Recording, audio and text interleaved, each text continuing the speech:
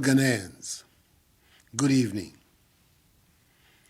Exactly 2 weeks ago, I came again into your homes to outline a roadmap for easing the restrictions put in place to help contain the spread of the coronavirus pandemic in our country.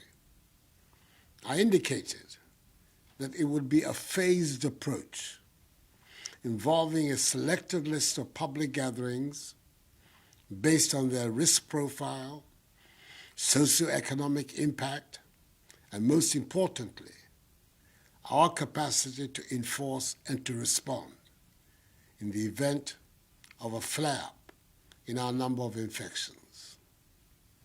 Since then, we have had some of our religious institutions opening their doors to worshippers, while respecting the limits of numbers and maintaining the strict protocols announced. Others have decided to remain closed until further notice. Private burials are taking place. Marketplaces, public transport, including domestic air transport, restaurants, hotels, individual and non-contact sports, and our constitutional and statutory bodies are conducting their activities in accordance with social distancing and the relevant hygiene protocols. From tomorrow, Monday, 15th June, the last batch of institutions in this phased approach, our educational institutions, will begin to reopen, with final year students in our tertiary colleges and universities returning to school to prepare for and take their exit examinations. As has been stated, final year senior high school SHS3 students, together with SHS2 Go Track students, will resume on 22nd June, and final year junior high school JHS3 students the week after, on 29th June. The decision to include our schools in phase 1 of the easing of restrictions was taken advisedly.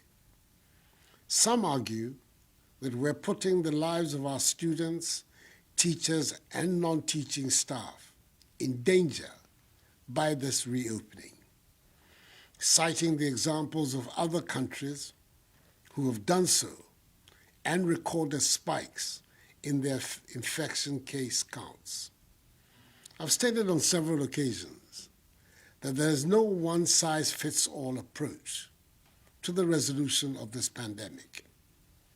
We have our own unique situation in the country, and we have always taken that into account in dealing with this disease, much as we are prepared to learn from the examples of others.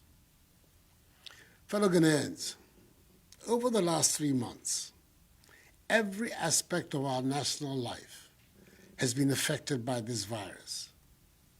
We've had to take deliberate steps to ensure that our society, in the face of the pandemic, is able to function and continues to strive to deliver the results of progress, prosperity, and development for which we all yearn. Saving lives, jobs, and livelihoods, revitalizing our economy, and safeguarding the future of our country have been at the heart of this endeavor. We cannot say that because of the pandemic, we're no longer interested in issues of social justice, such as education and health. Education, indeed, is the key to the future of our country.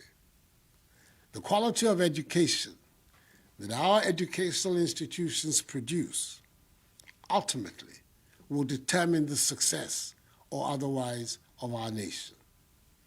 We therefore have to find a way of guaranteeing the prospects of the generation of young people who are the objects of education today and who represent our future.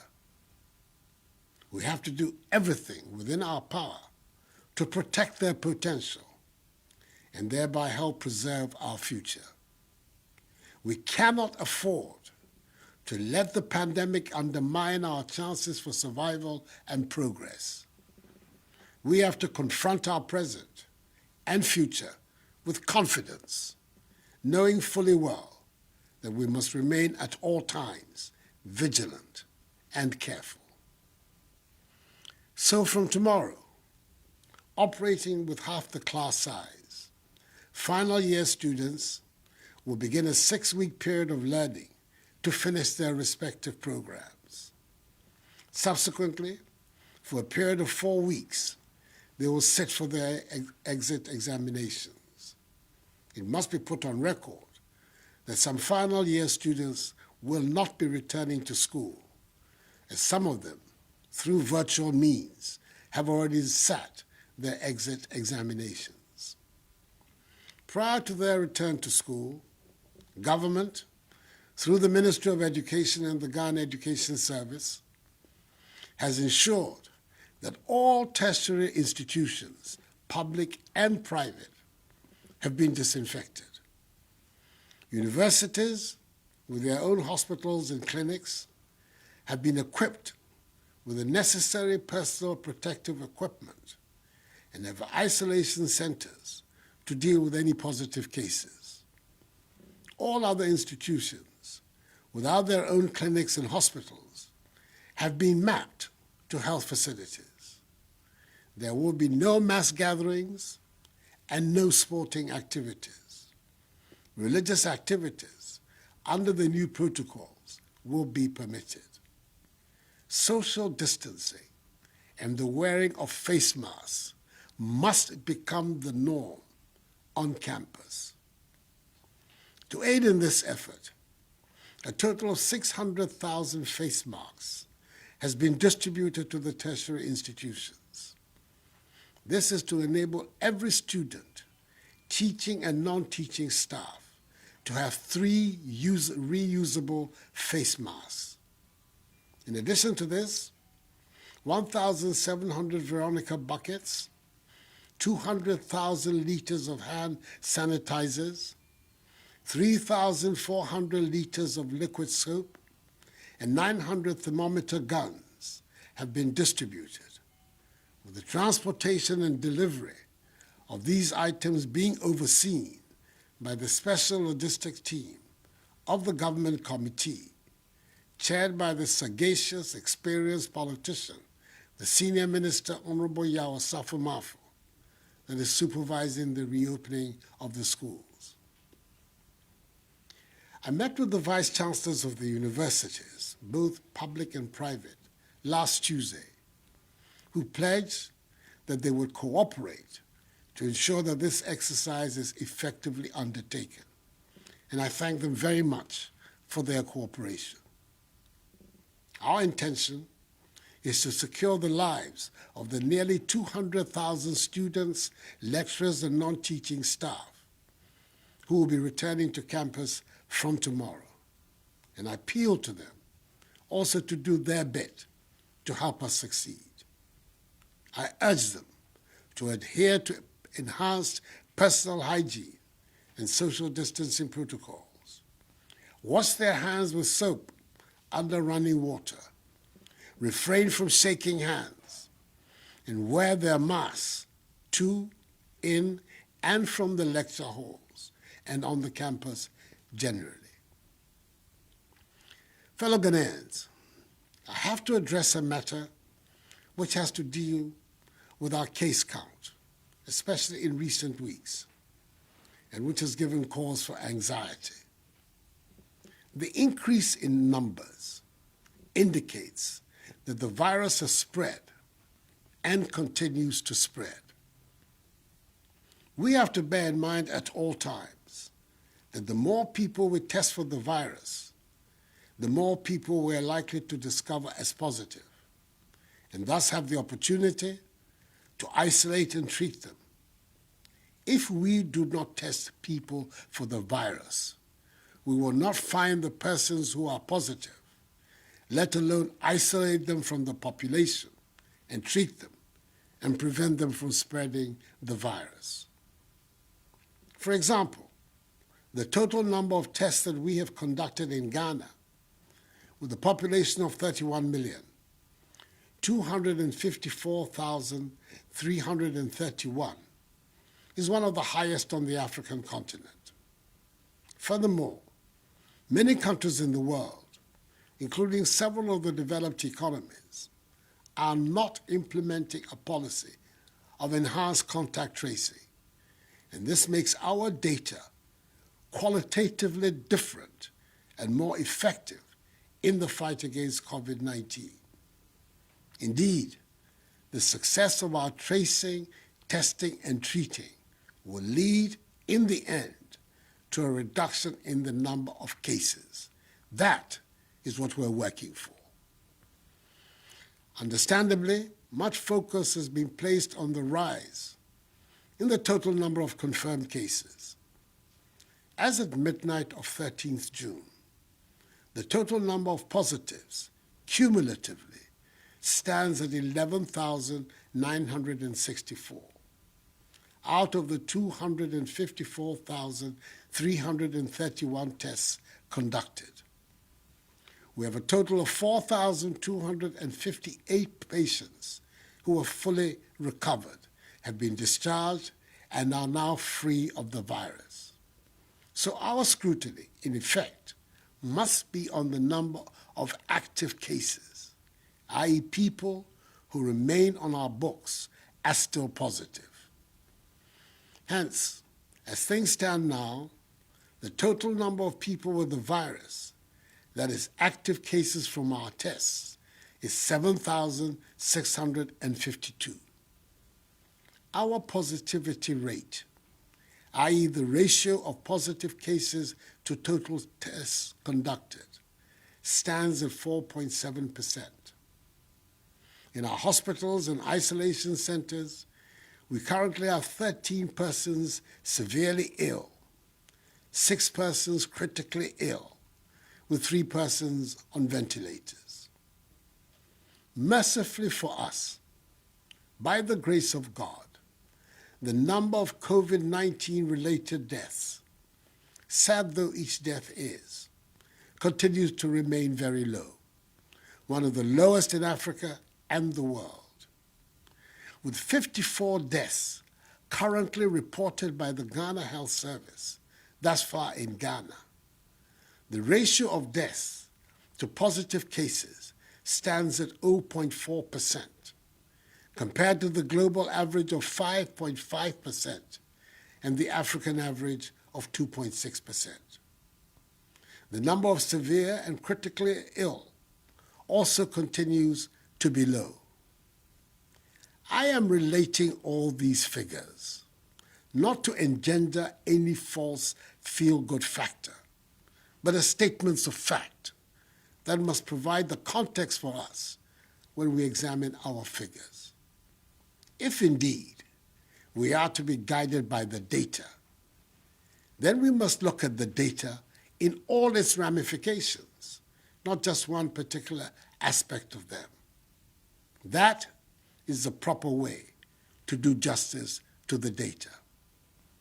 I'm thus in no way suggesting that we should let our guard down and throw out of the window the efforts we have made in bringing us this far, where we have become a reference point for many in the handling of this pandemic.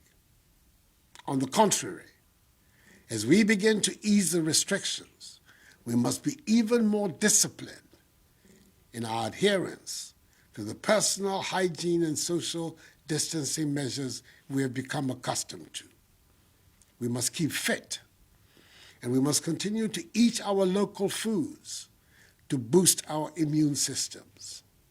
This is how we can prevent our healthcare services and our heroic healthcare workers from being overwhelmed due to an increase in demand for hospital care. Nevertheless, I implore you to pay attention to your health. When you begin to experience symptoms such as fever, persistent cough, bodily pains, loss of taste and smell, and difficulty in breathing, seek immediate medical attention at the nearest health facilities. I remain concerned about the stigma associated with this disease. Stories of persons who have recovered from this disease and being shunned by their own relatives and communities are a source of considerable worry to me because they undermine our efforts to fight it. There is nothing shameful about testing positive. We do not have to lose our sense of community because of this pandemic. Government, through the Ghana Health Service, continues to monitor on a daily basis the spread of the virus and has benchmarks of health outcomes which define the mitigation measures that must be pursued to curb the spread of the disease and enable us to reassess the easing of restrictions. It is important for me to remind residents of the Greater Accra and Ashanti regions, where the great majority of cases have been recorded, and in the western and central regions, where we're seeing an increase in infection cases, to continue to adhere strictly to the social distancing and enhanced hygiene protocols announced. With the doctors and scientists telling us that the virus is transmitted from human contact through talking, singing, coughing, and sneezing, which results in sending droplets of the virus from one person to another. Residents of these 4 regions, and indeed all Ghanaians, must remember that the wearing of masks is now mandatory. Leaving our homes without a face mask or face covering on is an offense. The police have been instructed to enforce this directive, which is the subject of an executive instrument. Let me repeat, our survival is in our own hands. If we are lax and inattentive, we will continue to have serious challenges with the virus. If we are mindful and self-disciplined, we have it in us to defeat this pandemic and help return our lives to normalcy. I appeal to each and every one of you for your help in this regard. That is the surest way to realizing our collective vision of building a new Ghanaian civilization where the rule of law is not a slogan, but a directive principle of state development, where we deliver social and economic transformation that has a meaningful impact on the lives of all of our people, where a strong and vibrant economy creates jobs for the masses of our young people, and in the process, creates a society of opportunities and aspirations for all, where we are no longer pawns nor victims of the world order, and where the vision of our founding fathers of a free, progressive, and prosperous Ghana is attained. Let us together rise to the occasion and fulfill our common destiny. We can do it. Enuanom, efiri echineko, yema sukufoɔ a wɔne ba bɛwie no, bɛsan akɔ school, akɔkyerɛ wɔn sɔhwɛ a ɛtoato. University foɔ bɛkɔkyena. SHS 3 ne SHS 2 gold track foɔ nso bɛkɔ ɔkyena na awɔtwe. JSS3 foɔ nso bɛkɔ na awɔtwe a ɛdi so. Awofo titiri, mema mo nyinaa te aseɛ sɛ nhyehyɛeɛ a biara a ɛwɔ sɛ yɛyɛ de bɔ yɛn man ho ban, aban ayɛ.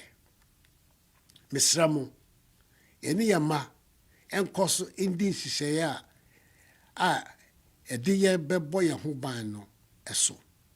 Na Onyankopɔn adaroma, yɛntumi ɛyi saa yare mfiri yɛn so. Anyame me kɛgye wɔ obi fɛ na abagbe school na Bayer school na amangma nagbe woloe university B Bayer wɔ na SHS3 ka SHS2 go track B Bayer wɔsɛ ochi JHS3B Bayer school ochi enyomne mi small ni nye fɛ nye no yake wɔtɔ gbegye ani fɛ ojogba ni wɔka wɔ ba ni ibaha wɔ bi fɛ aya school bisani ko behi mi kpanyefai wɔka wɔ bi fɛ abɔmɔden ni bi fɛ ni nke nye yano ni modromo wɔka neke helane aje wote. In conclusion, fellow Ghanaians, permit me to pay brief tribute to the memory of an old and valiant colleague in the struggle of the New Patriotic Party and in the work of the Akufo Addo government, the mayor of Sekondi Takoradi Metropolis, the chief executive of the Sekondi Takoradi Metropolitan Assembly, Honorable K.K. Sam, Eja Sam to me and many, whose efforts in enforcing social distancing protocols of the Sekondi and Takoradi markets were recently highly commended by me, and who sadly passed away on Friday as a result of a COVID-19 related death. May his soul rest in perfect peace in the bosom of the Almighty until the last day of the resurrection, when we shall all meet again. Let us also wish our hard-working Minister for Health, Honorable Kwaku Menu, MP for Doma Central, a speedy recovery from the virus which he contracted in the line of duty and is in a stable condition. May God bless us all in our homeland, Ghana, and make her great and strong. I thank you for your attention.